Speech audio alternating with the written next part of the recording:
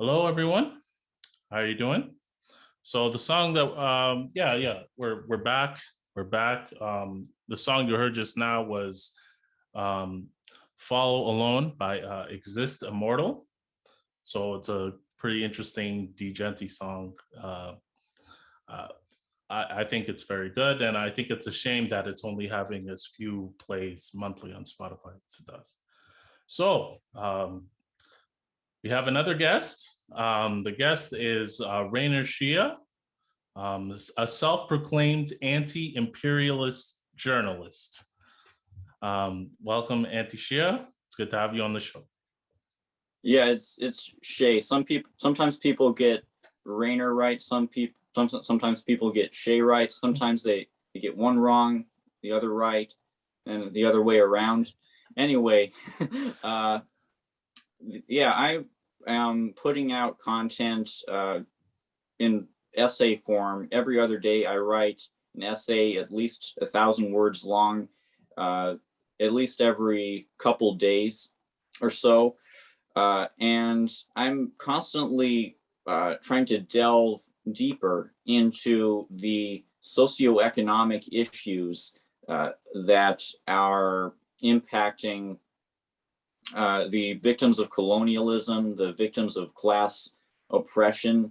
I'm studying how the nations that have broken free from imperial grip have done so.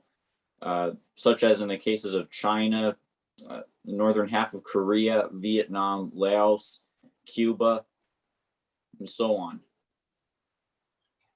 Excellent, excellent. So I think I have an idea of what your politics might be, but just as an intro to all of us, like how did this all begin? What made you want to start calling yourself an anti-imperialist journalist and writing all of these essays? And how would you describe yourself politically? It started in the 2016 election cycle when I was supporting Bernie Sanders, and I was so passionate about it. I believed that Bernie Sanders was the only thing that could save the planet from climate destruction. I definitely don't believe that now. And what was a catalyst moment for me was when Sanders had the nomination stolen from him by voter suppression and electoral fraud and all these dirty tricks that the DNC used. And years later, I read Lenin. Lenin assessed that the masses can't become ready for participating in revolution until they've had the sufficient political experience to know that reformist option is not going to liberate them. The system isn't going to allow them to vote away their oppression. And this was really pertinent to the theft of Sanders' nomination in 2016, because me and many other people I know who were social democrats at that time who supported Sanders suddenly realized that the United States really is not, it can't truly be called a democracy, because the system will always reliably force out candidates who veer in any way from the neoconservative, neoliberal orthodoxy. And it took me several years of figuring things out, testing out political routes after 2016. But in like around 2018, 2019, I came to Marxism-Leninism because I came across people on these Facebook pages who still love Stalin and Mao, and they say that they love North Korea, and they say that they support China. And I was confused about this at first because I had always been told that these leaders and countries are oppressive dictatorships. But rather than harassing these people and calling them genocide denialists or dictator lovers, like so many of these these online leftists do, I was willing to listen to their case. I looked at their sources, and within a couple of weeks, I was loving Stalin too. Within a couple months, I was loving China too. All it took was for me to approach things with an open mind. And I was able to approach things with an open mind because for years prior to then, I had been intensively studying issues like Syria, Venezuela, Russia, Iran. I saw how countries like Venezuela have been lied about how Maduro is constantly called a dictator, but in fact, Venezuela's elections are among the elections with the most integrity in the world. And in fact, there's no evidence for Assad committing the chemical attacks that he's accused of most. I don't think he's committed any chemical attacks. I wouldn't be surprised if I saw an analysis that presented that argument. I would believe it. So I was very open-minded because I could see just how frequently we were lied to, and I saw how I had needed to shift my personal views about things like Syria, Russia, Iran, Venezuela, to become honest with myself about like what my priorities were. Because if I were to keep accepting these claims and keep calling myself anti-war, leftist, socialist, then I would just be hypocritical. I would not have any real principles. So it was within that framework that I approached these pages, which were praising Stalin and Kim and Mao and so on. I was so ready to accept their worldview because my worldview was already pretty adjacent to it. Excellent, excellent. So I'm to sum it up, you're a Marxist Leninist. Yes. I would say. So yeah, so I noticed you wrote a rather interesting take on the current events in Afghanistan. You basically said that the US hasn't in fact lost and that the war is still ongoing. Can you like summarize those conclusions for our audience? Biden has been privatizing the Afghanistan war by replacing the official troops with mercenary contractors. And recently, it's true that the US empire recently underwent a loss in that it experienced the fall of its neo-colonial government in Kabul, and these mercenaries have apparently had to retreat, but they're obviously still in operation. They're still trying to carve out spheres of influence, albeit diminished ones. So I think of Mao's analysis about imperialism, which is that the imperialists are at the same time what he calls real tigers and paper tigers. On the one hand, the imperialists are still capable of inflicting tremendous harm. They still have these weapons, but on the other hand, they are limited in their capacities, and their system, capitalism, is fundamentally unsustainable, and it has these contradictions that are inevitably going to come bite back at the imperialists. And this is what we're seeing in Afghanistan right now, where on the one hand, the imperialists have had their sphere of influence diminished. They've underwent a loss in drug profits, from what I've heard, but they're also trying to reassert themselves, retain what influence they still have, retain what capabilities of profits they still have by switching towards private military companies. And, you know, mercenaries are historically a harbinger of declining empires. Mercenaries were part of the story of the fall of Rome. Yeah, that's actually very true. I think it was also an indication of the decline of the Ottoman Empire, actually. Oh, Yeah, when they started using private mercenaries, to fight their battles, and they couldn't send in the official troops. So,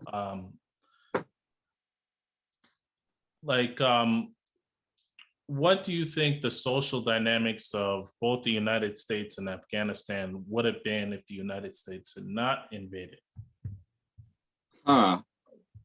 Well, if you're going back all the way back to the 1980s, when the U.S. started backing the Mujahideen, then what would be the case in Afghanistan now is an instance of socialist development that parallels the socialist development within Nicaragua. Because when Afghanistan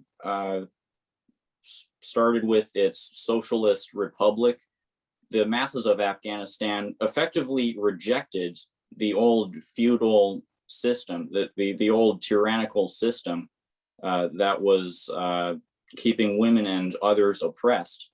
And they had shifted closer than ever towards the goal of classless and stateless society, which is communism. And then the imperialists totally turned back the clock. They shattered Afghanistan's hopes for socialist development, at least probably throughout the next several generations. And they funded these neo-feudal theocratic extremists, the Mujahideen, who were the precursors to the Taliban. The Mujahideen destroyed the Afghanistan Socialist Republic's infrastructure throughout Reagan's anti-communist proxy war in Afghanistan. And in 1992, it was, the Socialist Republic fell and the Taliban took over. And then 10 years later, the imperialists went in to fight against the Taliban, who had become rogue when it comes to its relation to imperialism. And throughout these last 20 years, the imperialists have been terrorizing the people of Afghanistan through CIA-directed death squads, which have been committing unspeakable atrocities. They need to be spoken of to really understand them. Atrocities like executing entire families based on haphazard suspicions of collaborating with the Taliban. Atrocities like burning down homes that the death squad members knew had little children inside of them. Really genocidal actions that have enforced the regime, which has been seen as the greater evil by the masses of Afghanistan. The imperialists have created such a horrendous situation for Afghanistan that they've come to that the Afghans have come to see the Taliban as the lesser evil. And that's why the Taliban has been able to overcome the far superior US military, because they've had the backing of the masses, because the locals have been so willing to shelter, assist the Taliban forces. And the Afghans have done this because the alternative is living under a regime that is even more brutal and oppressive than the Taliban regime. Wow. Yeah, I think that's some shocking news, and I think it'll wake up a lot of people when they hear what the difference was between the puppet government and the Taliban. Now, there were some complexities, we're going back to the 80s, about how other socialist countries interacted with Afghanistan. I believe there was somewhat of a factional battle between the PDPA, and then afterwards, the Soviets came in. I think they took a side and they assassinated the sitting president at the time. What do you make of those dynamics? And I think I haven't really seen any concrete evidence of this, but there was some allegation that the People's Republic of China had actually supported the Mujahideen in the 80s. What do you make of those those dynamics? This is the first time I've been hearing about these details. I've only studied Afghanistan's history on a surface level, but it sounds like if China supported the Mujahideen, it sounds like that was a symptom of an extremely tragic rift within the global communist movement that had been at play for decades prior to then. This was the Sino-Soviet split, which was, from what I understand, not just motivated by ideology, though that was a factor. It was also motivated by the contrary geopolitical interests when it came to the PRC and the USSR. And it seems like what made this this rift so prevalent and so catastrophic in places like Afghanistan or Cambodia. Cambodia is a real horror story in the relations between Russia and China. What made this rift so prevalent was the ideological split, because you probably have studied how Khrushchev engaged in revisionism after the death of Stalin, how he in certain respects dismantled the Soviet Union's dictatorship of the proletariat in favor of so-called more democratic reforms. And Mao was very upset about this. He was denouncing the Communist Party in the Soviet Union as revisionist. He was right to do that, though you can argue he went a little bit too far in his antagonisms. And so you had these clashes of personalities, like when it came to Mao, you had these clashes of ideologies that exacerbated the geopolitical and economic rivalries. And that resulted in the situation you're describing, where even though all of these countries were could be considered worker states, I don't know if Afghanistan was a dictatorship of the proletariat. Even though all of these countries were socialist, like had socialist governance, there were these contradictions that resulted in these conflicts. And that's something that we're going to need to consider going forward as we figure out the geopolitical challenges of building global communism. The reality, as the last century of socialist development has shown, is that building socialism is more complicated than just trying to make every country socialist and assume that they get along. There are going to be rifts and contradictions, and there have been rifts and contradictions that, say, China and Vietnam have had to try to overcome throughout this last half century. The conflict in Cambodia, like I said, is a really horrendous example of this kind of tragedy occurring, because from what I understand, the CIA seemed to have gotten its hands into the Pol Pot regime. It turned Pol Pot, it helped influence him to become belligerent and like totally counter to the interests of global communist revolution. Pol Pot invaded Vietnam for reasons I don't understand. It seems like the CIA must have been behind it, and China was in a tight spot, and it felt like it needed to back Pol Pot in this endeavor, which the Vietnamese obviously saw as an egregious decision.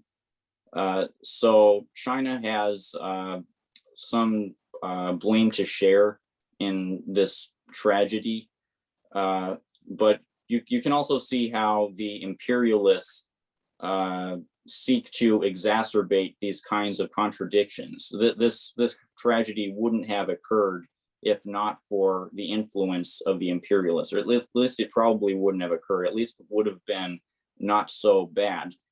And on it really applies to things like things as small as local activism, local cadre building, where the capitalist ruling class with its COINTELPRO agents seeks to inflame, exacerbate potential rifts between the members of movements, between the members of groups. It seeks to exploit their weaknesses, exploit their weak spots when it comes to human error. Yeah, I mean, that is definitely true. One thing to note, though, you know, in order to be fair, China was China was dealing with India, and India was armed by the Soviet Union before this out where before the events where they allegedly armed the Mujahideen. So that is something to note. Also, another thing to note is I believe there was a mutual defense pact, and China did have the monarch come into the country as they were having their Republican revolution. And I think from what I understand, what it looked like the Pol Pot uprising was actually about was restoring the monarchy, and they were using socialist rhetoric and building the peasantry power in order to actually bring the monarchy back. And I think that's what the underlying goal of that was. Now, I'm just curious as to whether there are other interesting stories that you're working on as a journalist that you want to bring our audience's attention to, and what have you gathered so far from these ongoing stories? Well, when it comes to Afghanistan, I see an analogy to be drawn between what the imperialists have done to Afghanistan and what they're doing to Africa. Because throughout the Horn of Africa, the imperialists have been engaging in an ever expanding campaign to destabilize these countries. Following the 2011 NATO bombing and destabilization of NATO, where I mean of Bolivia, NATO's 2011 destabilization of Libya, where Libya was turned from the continent's richest democracy into a failed state with slave trades. The imperialists have been increasingly meddling throughout the Horn of Africa countries. They've been creating terrorist organizations, at least indirectly, that they're now ironically bombing, drone striking, like in Somalia. They've been manufacturing these political crises where they've been destabilizing the existing governments, supposedly with the goal of nation building, but in practice, this has only resulted in the weakening of nations and states.